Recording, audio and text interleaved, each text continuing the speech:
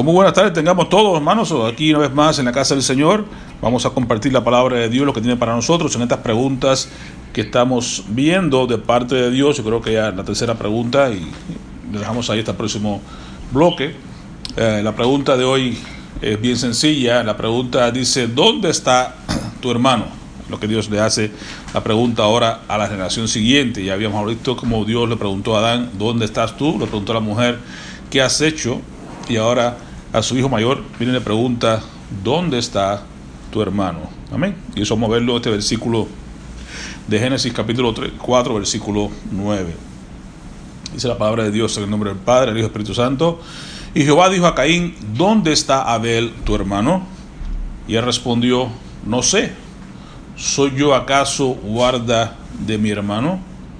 Amén. Oremos. Padre, te damos gracias porque tú nos dejas en tu palabra preguntas bien importantes, las cuales hacemos bien en prestar atención para que podamos nosotros examinarnos, escudriñarnos si estamos en la fe, si estamos en ti, oh Dios, y que nos ayudes a corregir las cosas que no tenemos correctas, para que tú te agrades de nosotros y que estemos en comunión contigo, de tal manera que, Señor, tú seas exaltado, nosotros somos bendecidos y el mundo alrededor nuestro pueda también ver que tú existes y que tú cambias las personas y que tienes el interés de que todo el mundo venga a la salvación y venga al conocimiento de tu verdad, y que todo el mundo pueda ser salvo, aquellos que quieran ser sensibles a tu palabra. Ayúdanos a ser parte de este gran movimiento del que tú has usado. Has tomado personas como nosotros, que somos viles, pecadores y merecedores de tu gracia y tu bondad, para hacernos a nosotros embajadores tuyos, para que proclamemos las virtudes de aquel que nos llamó a las tinieblas a tu luz admirable. Te bendecimos y te alabamos y te damos gracias por lo que has hecho, lo que estás haciendo y por lo que harás en la vida de cada uno de nosotros y en la vida de nuestros hermanos. En el nombre de Jesús. Amén. Amén. Así que tenemos acá una gran pregunta: ¿dónde está Abel, tu hermano? El caso de Caín fue Abel, pero nosotros lo dejamos así: ¿dónde está tu hermano? Para que ahí quede un espacio. ¿Dónde está fulano? ¿Dónde está mengano? ¿Dónde está tu hermano, tu hijo, tu padre, tu familiar, tu vecino? ¿Dónde está aquella persona que caminó contigo alguna vez y que ahora no está caminando en los caminos del Señor? ¿Dónde está tu hermano? Así que el contexto, vamos a ver el contexto de esta pregunta. La encontramos en Génesis capítulo 4, como decíamos. El versículo 1 dice, acá ya habíamos hablado acerca de Adán, hablamos acerca de Eva. Entonces acá tenemos capítulo 4, ya comienza acá la generación siguiente. Y dice el Señor acá: conoció Adán a su mujer Eva, la cual concibió y dio a luz a Caín. Y dijo Eva: por voluntad de Jehová he adquirido varón. Así que el primogénito fue varón, el segundo también el tercero. Pero también tuvo hijas que no, ya saben, en la descendencia allá hebrea y esas cositas, pues no se veía mucho, no se da mucha importancia en ese tiempo a la parte femenina, pero se hacía énfasis en la parte masculina acá. Después dio a luz a su hermano Abel, y Abel fue pastor de ovejas, y Caín fue labrador de la tierra. Y comienzan las generaciones, la segunda generación, y el contexto sigue diciendo, Génesis capítulo 4, versículo 3, dice la palabra del Señor: y aconteció que andando el tiempo, que Caín trajo del fruto de la tierra una ofrenda a Jehová. Y Abel también trajo de los primogénitos de sus ovejas, de lo más gordo de ellas. Y miró Jehová con agrado a Abel y a su ofrenda, pero no miró con agrado a Caín y a la ofrenda suya.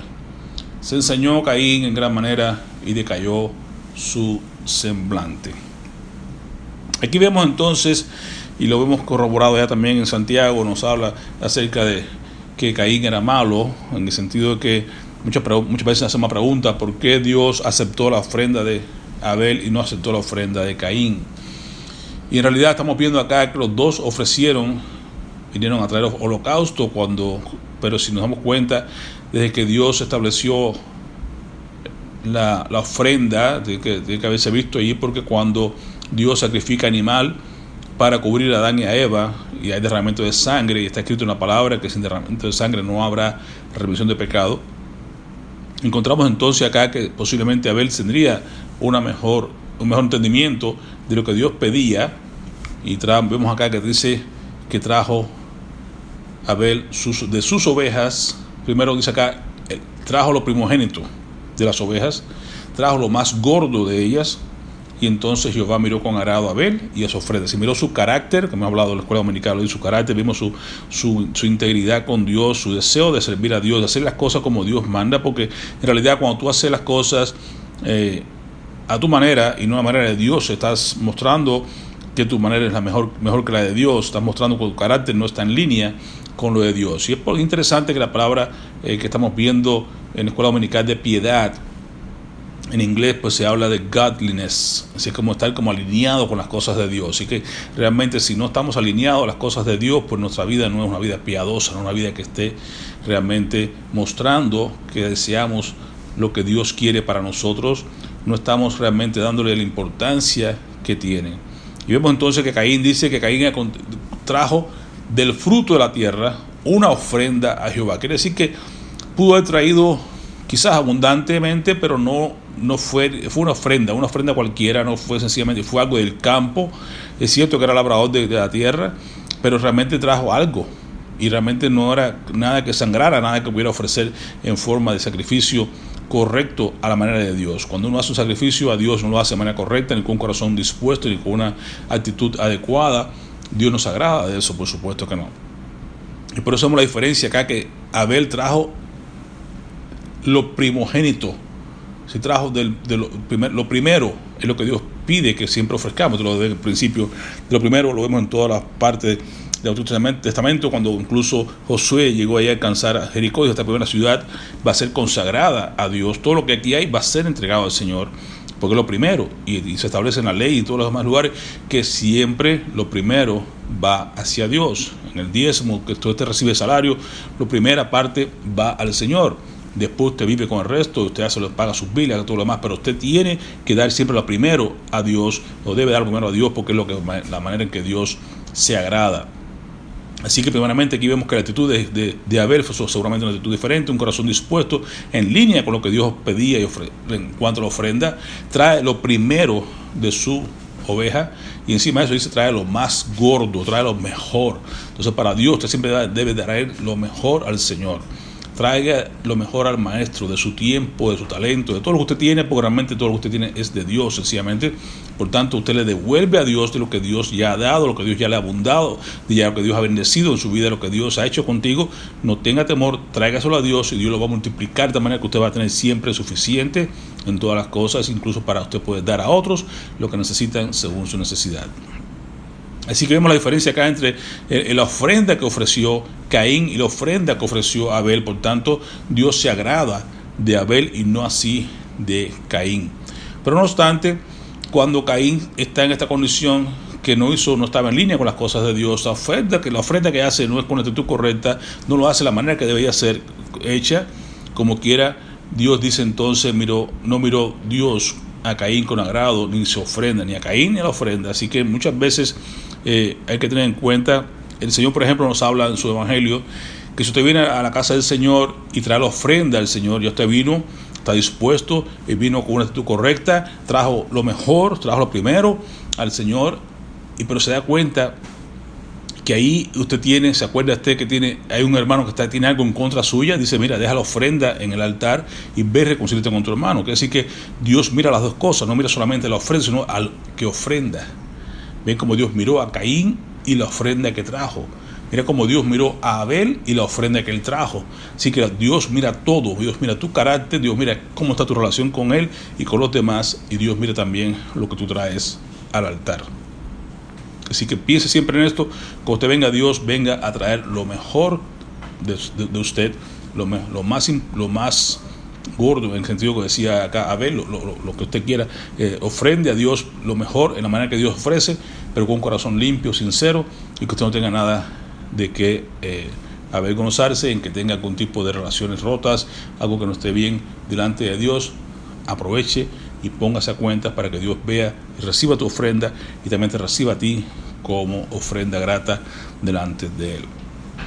¿Y qué pasó entonces? La actitud de Caín fue que se ensañó Caín en gran manera, y decayó su semblante.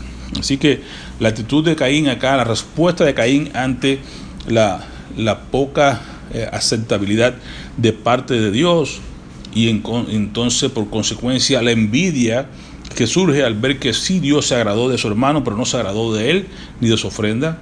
Y aquí está el primer asesinato que tenemos. Entonces vemos cómo comienza todo con esto, con la envidia, con el enojo, con la ira, con las cosas que llevan entonces a cometer asesinato.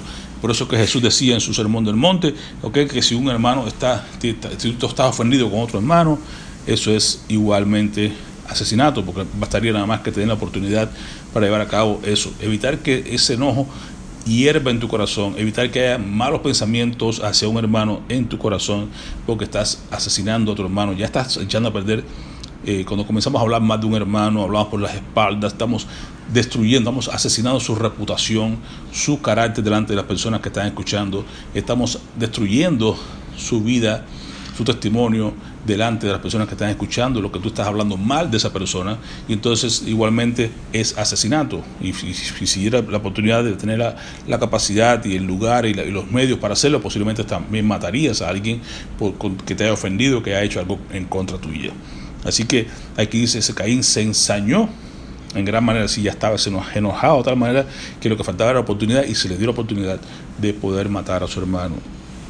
Y además decayó su semblante, se sintió enojado, se sintió triste, apesadumbrado, se sintió ya celoso, molesto, y todas estas cosas que ocurren cuando no estamos bien con Dios.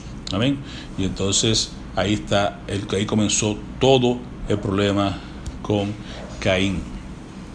Pero Dios nos enseña a través de este ejemplo tan interesante de que hacer el bien te empodera, te pone en posición de poder. Hermano, qué tan importante es que tú y yo hagamos el bien. Y por ahí has dicho a la gente, no, haz bien, no mires a quién. Hacer bien siempre es importante, porque cada vez que usted hace bien, incluso Pablo nos dice en Romanos 12:21, ¿verdad? No seas vencido de lo malo, sino vence con el bien el mal. Qué importante es que tú y yo estemos concentrados siempre en hacer el bien. No importa el mal que te hagan, no importa la ofensa que te hagan, no importa lo mal que te traten, haga siempre el bien. Venza con el bien el mal, porque ahí hay poder, hermano. Ahí hay una bendición extraordinaria cuando usted ofrece bien en lugar de pagar mal por mal. Recuerden que siempre les digo, cuando usted paga mal por mal, eso es natural. Si usted paga mal por el bien que le han hecho, eso es diabólico. Pero usted paga bien por el mal que le han hecho, eso es sobrenatural. Y se espera que tú y yo, como creyentes, actuemos de manera sobrenatural, que actuemos de manera, como les digo, en línea con los mandamientos y lo que Dios nos pide. Quiere decir que actuemos con piedad, piadosamente. Y que lo que dice Pablo, dice allá en Tito, ¿verdad? Nos recuerda que la salvación de Dios se ha manifestado para todos los hombres, ¿no es cierto? ¿Y es para qué? Para que enseñándonos esa gracia de Dios que vino para enseñarnos, que descuidemos, que nos olvidemos, ¿no? Que dejemos a un lado los deseos mundanos y todas estas cosas que son negativas, que nosotros ahora vivamos de una manera sobria, justa y piadosamente. Y esa es la idea. Hay que vivir en piedad, como decía Pablo aquí en Timoteo. Hemos hablado en la escuela dominical. La piedad tiene garantía, tiene beneficios para esta vida y para la venidera. Hay ganancia en la piedad. Amén. Así que es importante que tengamos en cuenta esos detalles, porque es importante que nos ejercitemos para la piedad. Y entonces el hecho de que si tú haces bien, eres piadoso, si tú haces bien, tienes garantías, si tú haces bien, vas a tener bendiciones, está aquí plasmado en este evento de Caín y Abel. En Génesis 4:6 entonces dice, entonces Jehová dijo a Caín, y le pregunta a Caín, hace varias preguntas, no solamente ¿dónde está tu hermano?, sino hace otras preguntas antes. Le dice, ¿por qué te has ensañado? ¿Y por qué ha decaído tu semblante? Una pregunta, ¿por qué si tú no me traes las cosas en línea con lo que yo te pido? Si tú vienes ahora y me traes algo del campo, ni siquiera que te ofreces nada que tenga sangre. Si tú vienes y me traes algo delante de mí, no vienes con una actitud correcta y todo lo demás, ¿por qué entonces tengo que recibirte? ¿Por qué te ensañas si tú sabes bien que no has hecho las cosas bien? Si hemos pecado, cuando hemos pecado nosotros, hermanos, cuando nos sentimos mal, ¿por qué Dios nos disciplina? ¿O por qué los hermanos se apartan y no quieren, no saben nada contigo y todo lo demás? ¿Por qué si no haces bien? Si tú haces las cosas mal, ¿por qué quieres que te traten bien en ese sentido? Y sigue diciendo el Señor, si bien hicieres, no serás enaltecido. Eso es lo que te da poder. Si tú haces bien, vas a ser empoderado. Si bien hicieres, no serás enaltecido, le pregunta Dios. Y si no hicieres bien, el pecado está a la puerta. Es decir, que si tú no haces bien, estás dejando que el pecado tome control de tu vida. Está a la puerta acechando, está como agazapado y esperando tomar control de tu vida.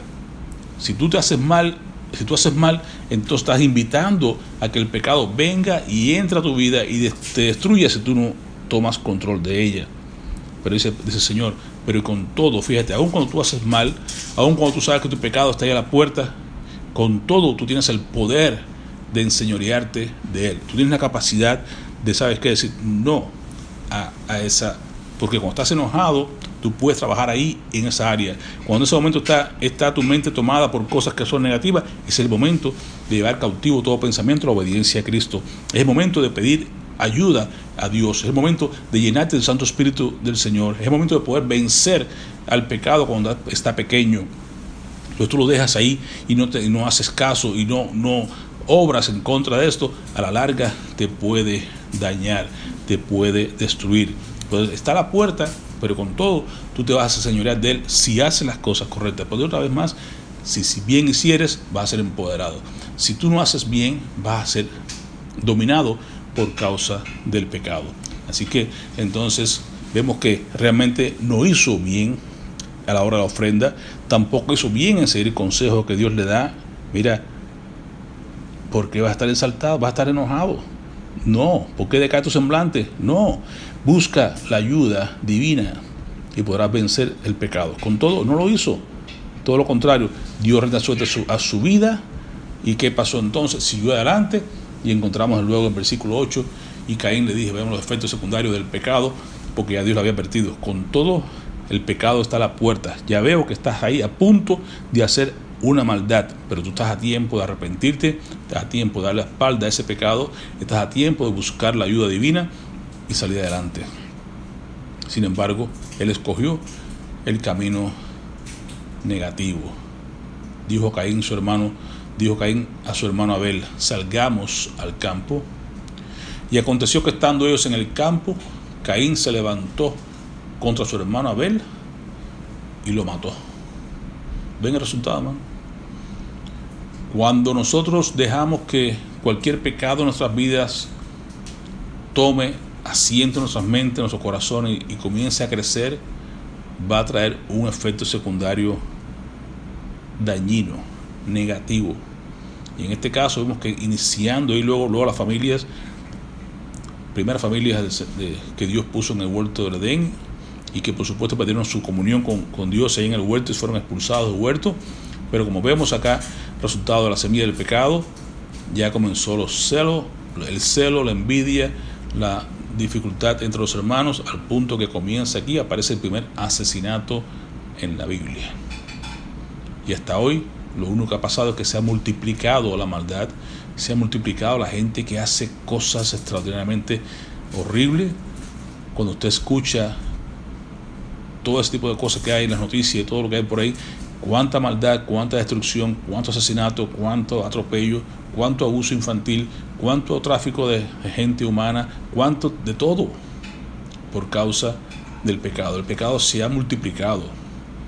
Así como se ha multiplicado la ciencia, el pecado también se ha multiplicado extraordinariamente, lo cual también nos ayuda a entender que estamos en los últimos tiempos, hermano. Ya lo que queda para que Cristo venga no es nada.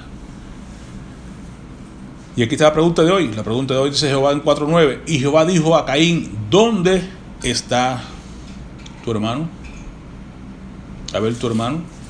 Y él respondió, no sé, ¿soy yo acaso guarda de mi hermano? Y Jehová le dijo, ¿qué has hecho? Así como le dijo a la mujer, ¿qué has hecho, mujer? Le diste a comer. No, la serpiente me dijo, me engañó y yo lo comí, le di a comer a mi esposo. Y aquí le dice a Caín, ¿qué has hecho, Caín? la voz de la sangre de tu hermano clama a mí desde la tierra. Así que Dios lo sabe todo, ¿no es cierto? Dios lo sabe. No le pregunte, ¿qué has hecho, Caín? Para que diga, ay, I'm sorry, me sentí mal, me ganó la ira, cometí un asesinato. Pero nada de esto salió a la boca de Caín. No, trata de justificarse. No sé. Como si Dios no supiera. Si mira, Caín, para ser sincero, para hacerte claro, la voz de la sangre de tu hermano clama a mí desde la tierra. También es algo tan interesante notar ahí que la sangre habla. La sangre de Abel, su hermano, estaba derramada en la tierra, pero Dios escuchó y Dios vio la voz y vio la sangre de su hermano Abel. Y ahí viene la consecuencia. Ahora pues, maldito seas tú de la tierra, que abrió su boca para recibir de tu hermano la sangre. Y cuando la abres la tierra, no te volverá a dar su fuerza. Errante y extranjero serás en la tierra. Y Caín dijo, oh, muy grande es mi castigo, y comenzó a luchar con Dios. Pero no quiero pasar por alto un poquito más acerca de esta pregunta interesante. ¿Dónde está Abel tu hermano? Y él respondió, no sé, ¿soy yo acaso guarda de mi hermano? Y en realidad, hermano, la forma en que respondió Caín es interesante, porque no es 100% cierto lo que él está decir. Digamos que en realidad podemos decir tiene cierta cantidad de verdad en lo que dice acá Caín. No estaba completamente, no podemos ser, digamos que juzgarle tan fuertemente en el sentido de que él estaba diciendo en cierta manera, en cierta medida, algo de verdad, ¿okay? Y lo miramos también en Escuela Dominical hoy en una parte, ¿verdad? Estuvimos viendo ahí acerca de esto. Ciertamente, ¿soy yo acaso guarda de mi hermano? Y en cierta manera no tenía todos los elementos. En cierta manera sí es cierto que no somos realmente guarda de nuestro hermano, en el sentido que nosotros tenemos que tener en cuenta de que la salvación es personal. No podemos nosotros realmente salvar a nadie, no podemos convertir a nadie, solo podemos modelarle, solo podemos influenciar por ellos, podemos influenciarles, podemos modelarle, podemos orar por ellos, podemos compartir el evangelio, ¿no? Bendecirles, amarles, todo esto, pero en realidad no es nuestra responsabilidad que se conviertan al Señor. Eso es una tarea muy personal, muy de cada uno de nosotros con Dios. Y sabemos, como dice la palabra de Dios en Romanos 14:12, que cada uno de nosotros rendirá cuenta de sí mismo a Dios. Si cada uno es responsable delante de Dios, y cada uno va a tener que dar cuenta a Dios por lo que hizo, no estaba en el cuerpo, sea bueno o sea malo. En una medida que Caín decía, no soy guarda de mi hermano, en cierta manera no lo somos en lo particular, en lo esencial, en lo que debe ser la persona responsable de responder ante Dios. Ahí sí es cierto que no somos guardas de nuestro hermano, pero al mismo tiempo también somos guardas de nuestro hermano cuando nos damos cuenta de que mi hermano no es una carga para mí, es mi hermano. Y ciertamente están las dos partes, ¿no? Las dos caras de la moneda. Seguimos hablando y ahí vemos que en Ezequiel, por ejemplo, 18:20 dice, el alma que pecare, esa morirá. El hijo no llevará el pecado del padre, ni el padre llevará el pecado del hijo. La justicia del justo será sobre él, y la impiedad del impío será sobre él. Así que claramente nos deja ahí saber que el alma que pecare, esa morirá. Eso es personal, eso es algo de cada quien. Al mismo tiempo está escrito ya en Romanos 6:23, la paga del pecado es la muerte. Si todo el mundo muere por causa del pecado, unos reciben la misericordia de Dios, la bendición de Dios, porque Dios nos trajo, Dios nos alcanzó, Dios nos motivó, hemos sido regenerados y de ahí somos salvos. Otros tantos pues reciben la justicia de Dios, y la justicia de Dios es la muerte, no hay otra. Nadie recibe más o menos. Todos recibimos justicia de Dios, pero que al creer en Dios también recibimos su gracia, su perdón, su misericordia. Y que no cree en Dios solo recibe la justicia de Dios. La justicia de Dios es la muerte, porque la paga del pecado es muerte. Es cierto que somos guardias de nuestro hermano en el sentido global, en el sentido general de que tenemos que hacer lo posible por modelar, por enseñar, por predicar, por animar a la gente a buscar de Dios. En ese sentido somos guardias de nuestro hermano. Proverbios 24:11 nos recuerda: libra a los que son llevados a la muerte, salva a los que están en peligro de muerte. Y toda persona que no está en Cristo sabemos que está en peligro de muerte. Que si la muerte les sorprende en ese instante como están, van directo a una eternidad sin Cristo, a un infierno donde el pecado, donde dice que el gusano no muere y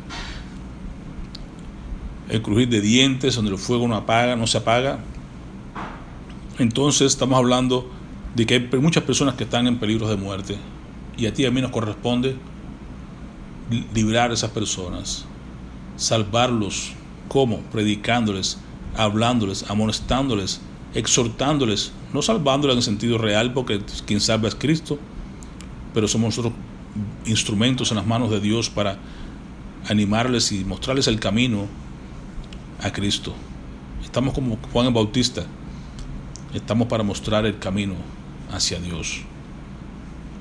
Somos heraldos, somos sus embajadores, no somos los dueños del país celestial, pero somos embajadores de Dios en la tierra para mostrarle a la gente que hay algo mejor, de que se vuelvan al Señor, de que deje el impío su camino, de que busquen a Dios, de que se acerquen a Dios, y que Dios, que es grande en misericordia y amplio en perdonar, será quien les salve.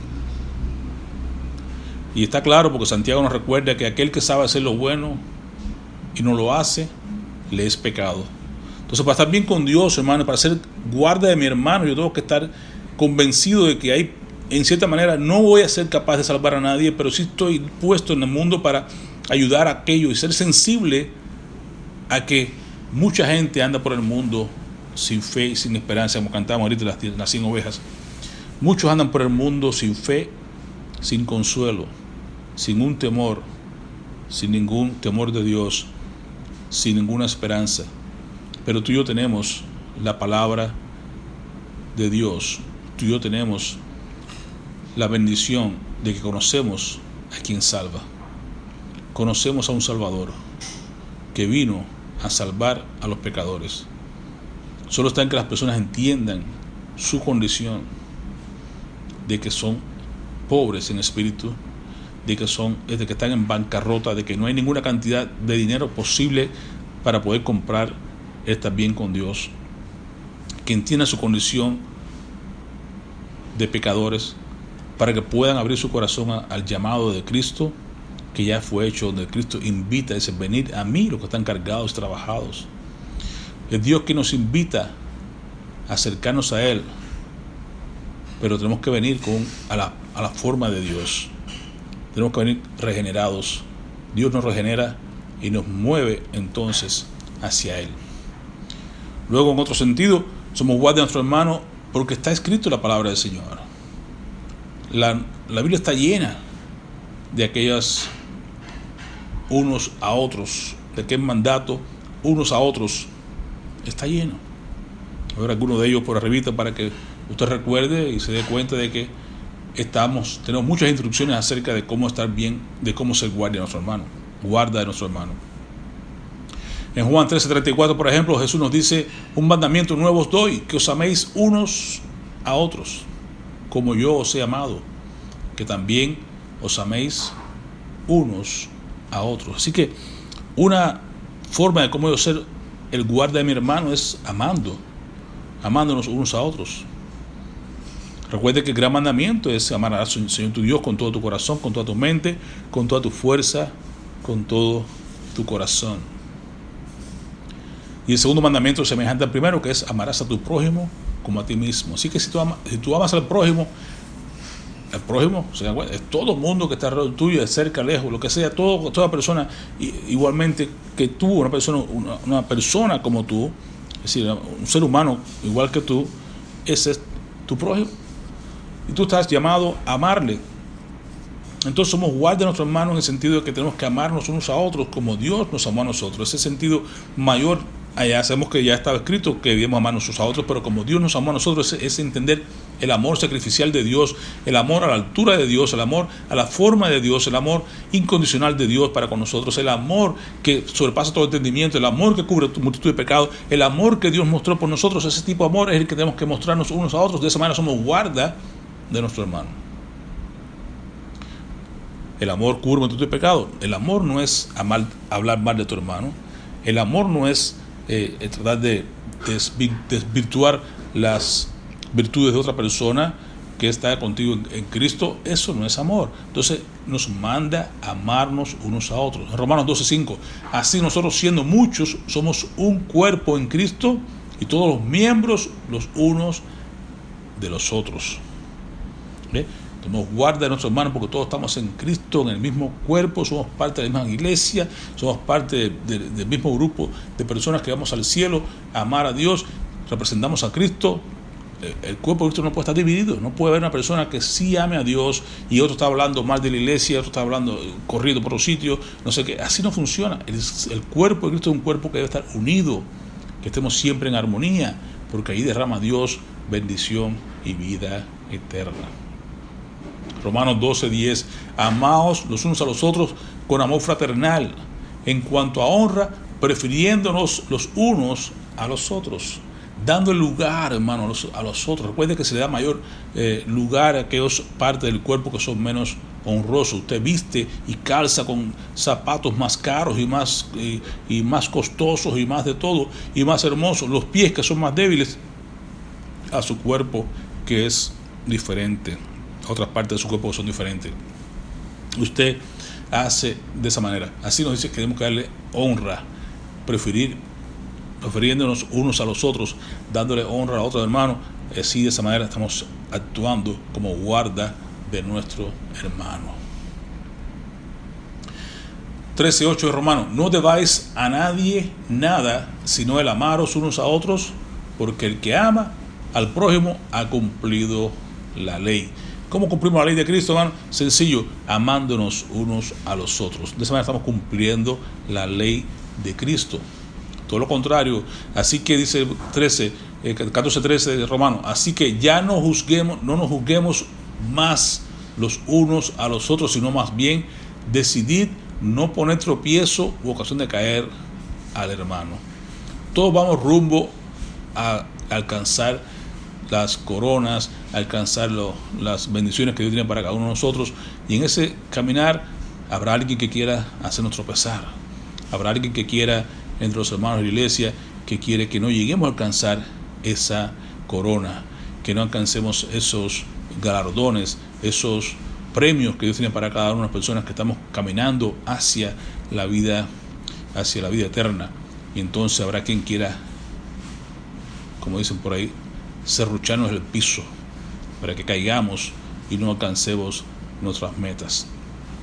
Pero Dios nos dice, somos guarda de mi hermano, es protegernos, animarnos, exhortarnos, ayudarnos a alcanzar el potencial que Dios ha puesto en cada uno de nosotros. Gálatas 5:13, porque vosotros, hermanos, a libertad fuisteis llamados, solamente que no uséis la libertad como ocasión para la carne, sino que dice acá, servíos por amor los unos a los otros. El que nos llama Dios, hermano, como guarda de nuestro hermano, es a servirnos por amor los unos a los otros. Y usted recuerda la armadura del cristiano, ¿verdad? Ahí en Efesios 6, el versículo 18 termina diciendo entonces que tenemos nosotros que orar unos por otros, guardándonos, ¿qué? La espalda, porque realmente toda la armadura es por delante, ¿ok? Cubre la cabeza y te cubre el pecho y te cubre todo por delante, pero hay una parte que se nos queda un poquito descubierta, es la espalda.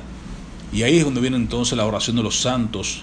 Ahí es donde viene entonces la acción del hermano que es guarda del otro hermano, aquel que protege la espalda del hermano, que nos cubre la espalda, que nos lleva en oración, que hace que si alguien murmura contra ti, tú dices, hermano, no, hermano, tranquilo, oremos por la persona, vayamos a hablar con esa persona si es necesario, ayudémosla a ver la falta en la que ahora está y busquemos la manera de restaurar siempre las relaciones dentro del cuerpo de Cristo y echar para adelante para que Dios sea exaltado y el cuerpo de Cristo se mantenga siempre en esa unidad que debe mostrar, porque realmente es lo que dice Cristo: cuando la gente vea que somos uno, entonces creerán que tú me enviaste a mí. Lo hablaba ahí en esa oración sacerdotal en Juan 17, decía: para que el mundo crea que tú me enviaste. Oro por la unidad de la iglesia, oro porque los hermanos sean uno, como tú y yo somos uno. Buscaba la manera de recordarnos siempre de que debemos ser los guardas los unos de los otros.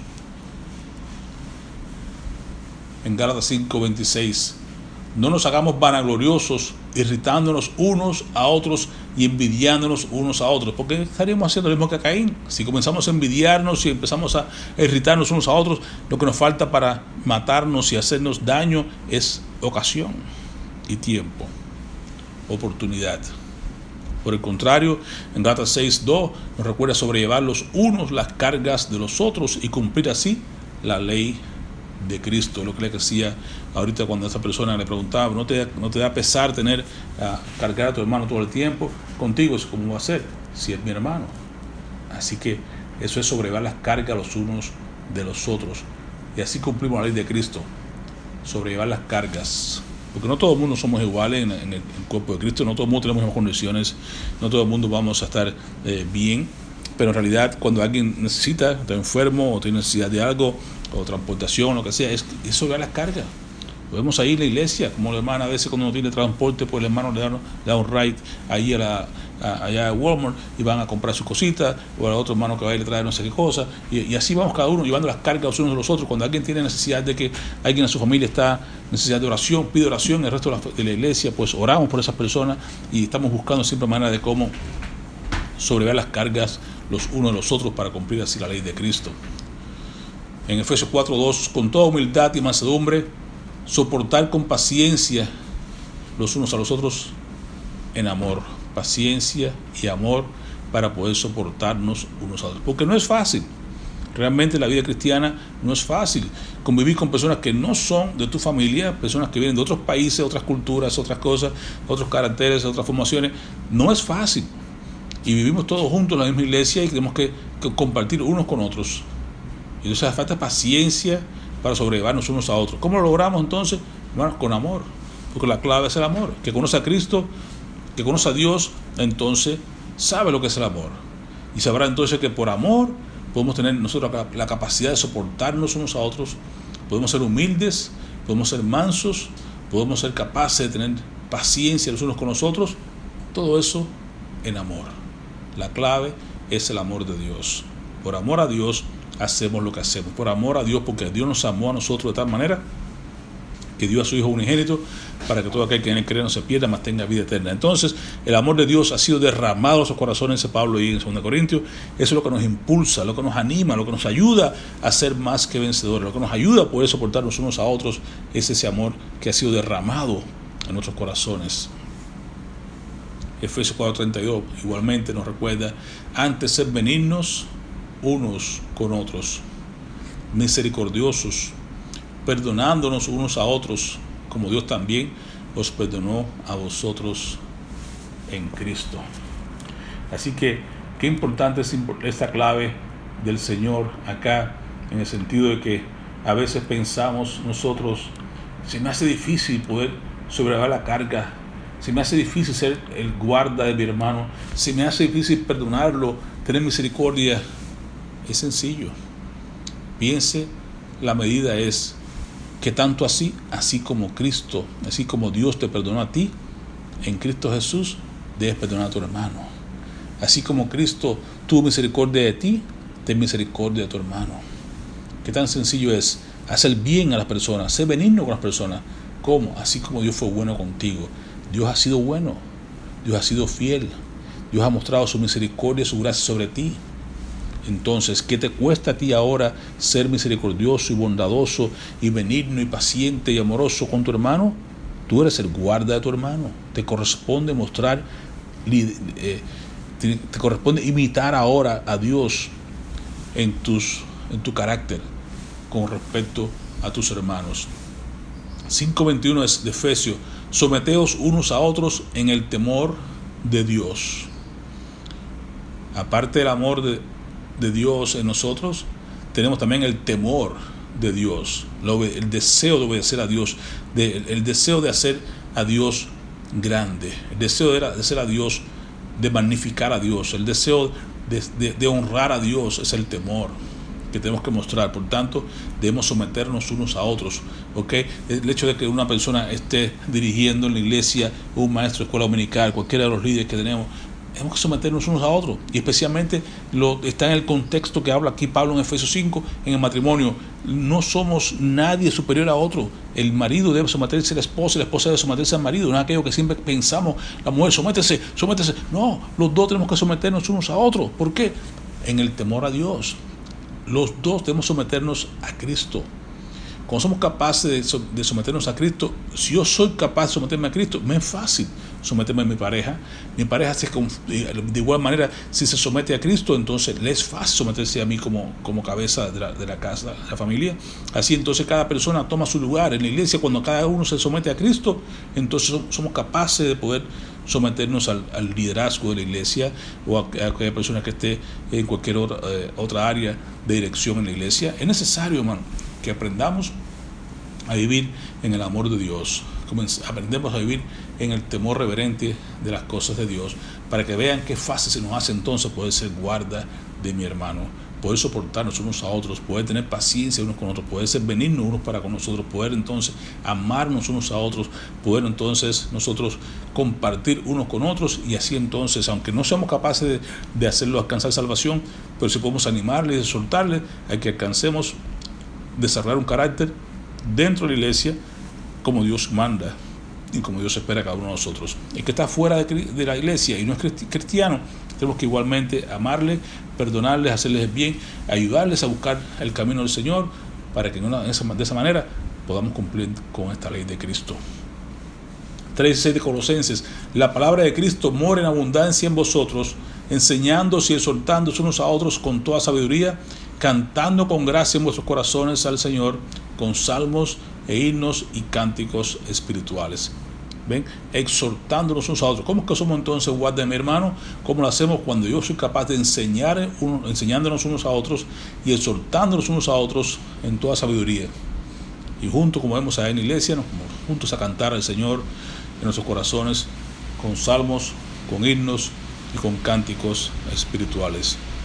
Y ahí está la lluvia de bendición cayendo en este lugar.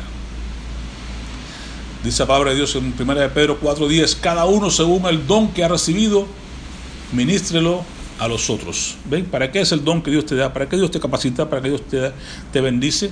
Es para que lo ministres a los otros, como buenos administradores de la multiforme gracia de Dios. Porque Dios es infinito, hermano.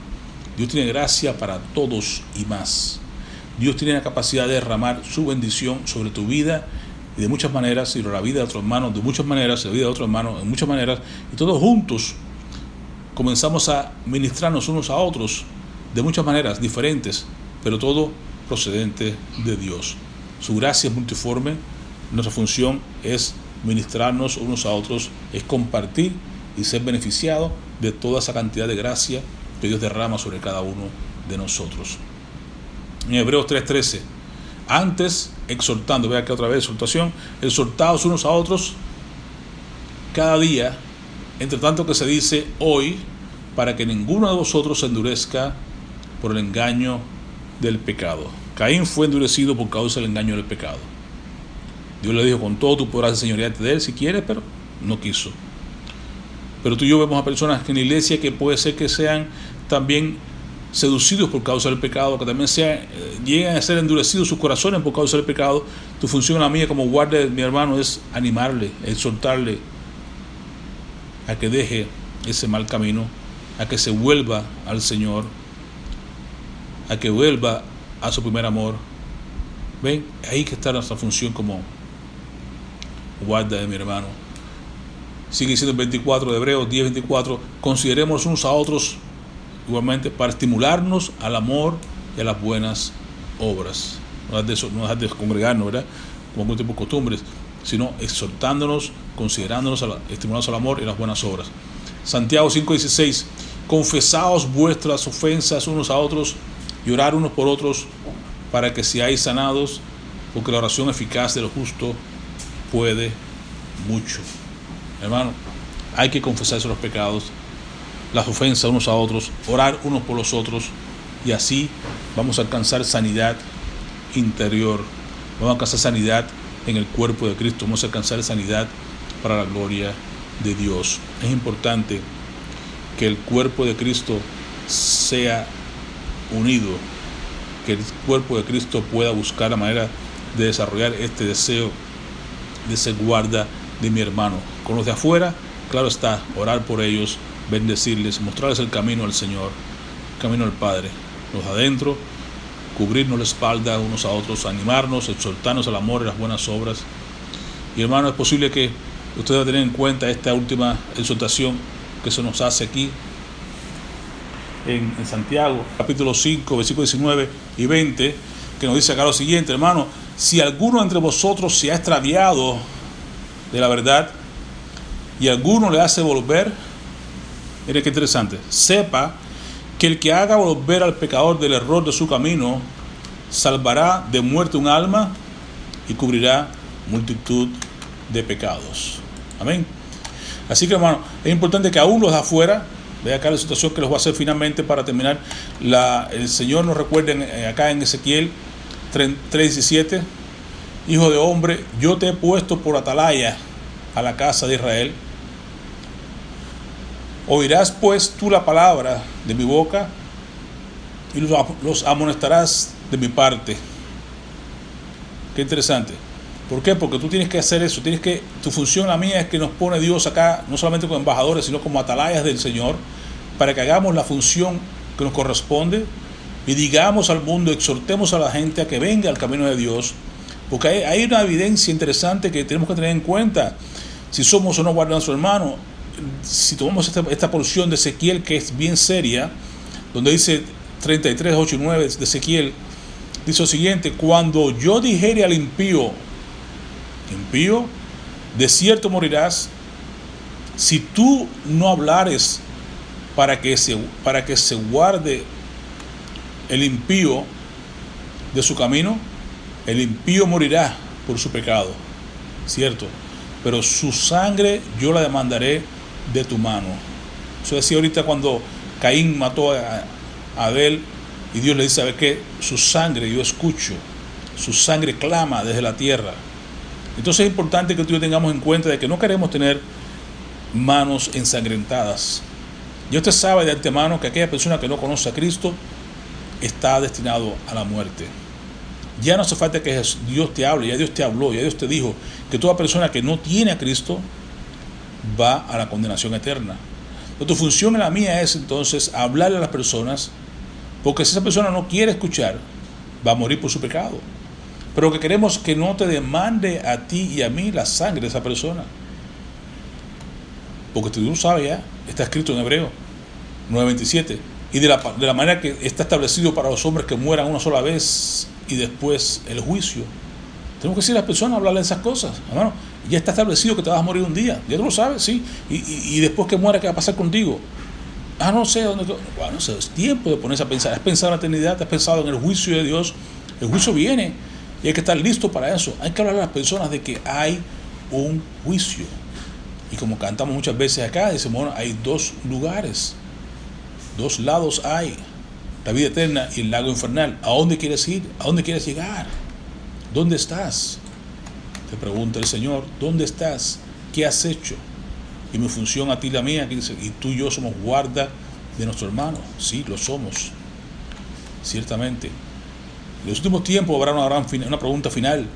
En los últimos tiempos, en Mateo 25 nos narra Jesús, cuando venga Jesús con sus santos ángeles, dice que pondrá a su derecha a sus ovejas y a la izquierda sus cabritos. Entonces la pregunta está acá: Porque tuve hambre y me diste de comer, tuve sed y me diste de beber. Fui forastero y me recogiste, estuve desnudo y me cubriste, enfermo y me visitaste, y en la cárcel y viniste a mí.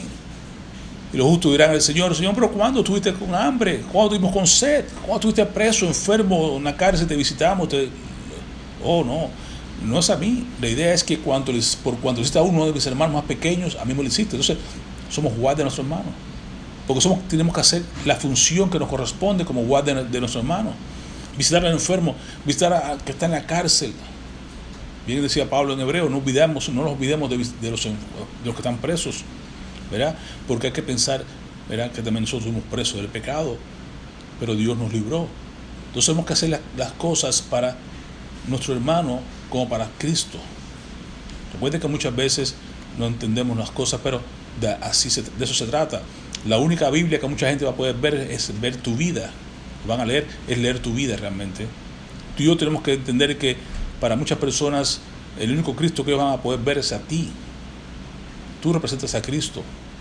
Y cuando tú ves a las personas como si fuera Cristo para ti, entonces al mismo tiempo tú estás haciéndolo todo como para Él. Como dice, por cuando hiciste a uno de mis hermanos más pequeños, a mí me lo hiciste.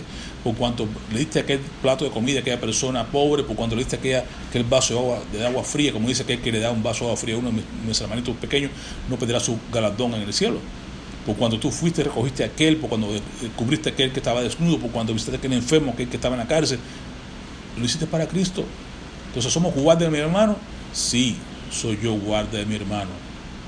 De aquel que realmente es mi hermano, está en Cristo, que se ha apartado, que yo voy y lo busco para salvar de muerte un alma, para cubrir multitud de pecados. Sí, de aquel que es mi hermano en Cristo, que está haciendo las cosas mal, yo debo exhortarle, animarle, que se reúne, que comparte las cosas. Sí, aquel que es mi hermano en Cristo, tengo que amarle y no ofenderlo, no hacerlo caer. Sí, y también soy guardia de mi hermano, de aquel que no es mi hermano en la carne, aquel que no es mi hermano en Cristo todavía, que está en el mundo, pero que sé que va rumbo a una vida sin Dios y que va al lago eterno. Que yo soy llamado a avisarles, como atalaya, mostrarles el camino, animarles a venir y dejar lo que está haciendo para que se vuelva a Dios. Sí me corresponde a mí ser guarda de mi hermano. Dios nos pregunta, ¿dónde está tu hermano? Aquel que hoy en día miramos en la iglesia alrededor nuestro, ¿dónde está tu hermano que caminaba contigo y ahora no lo veo en la iglesia? Damos gracias a Dios por Daniel que nos visita hoy. ¿Dónde está tu hermano? Aquel que estuvo con nosotros ahí cantando la alabanza y ahora no está. Nos corresponde a ti y a mí, hermanos, ser guarda de mi hermano, buscarle, hacerlo volver de error de su camino,